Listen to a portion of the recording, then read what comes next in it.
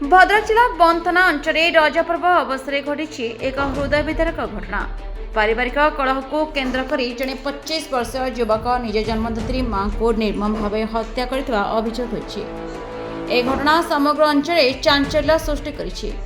एभली अभावनीय घटना बंद थाना अंतर्गत जीर्णाग्राम गुड़िया साहि घटी। मृतक महिला हेले गदाधर साहू पत्नी ममता साहू। तांको तांको पुओ प्रीतम साहू हत्या करथिबा अभियोग होइछि। प्राथमिक सूचना अनुसार पारिवारिक कलह को केन्द्र कर हत्याकांड घटी थाइपरे। तेबे केउ कारणरू प्रीतम एपरि चरम पदक्षेप नेले से नहीं तदंत जारी रही।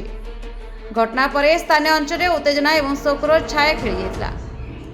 खबर पाई बंद थाना पुलिस घटनास्थल पहुंची अभियुक्त प्रीतम साहू को हेफाजत को नहीं। घटना व्यवहृत होता कुराढ़ी को पुलिस जबत करिछि।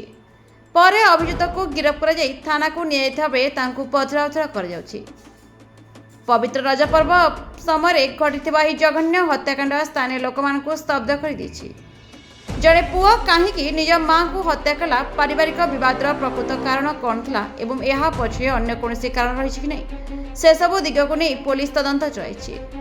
बंधु शेख गुलफान का report, the Republic Odisha 24 news.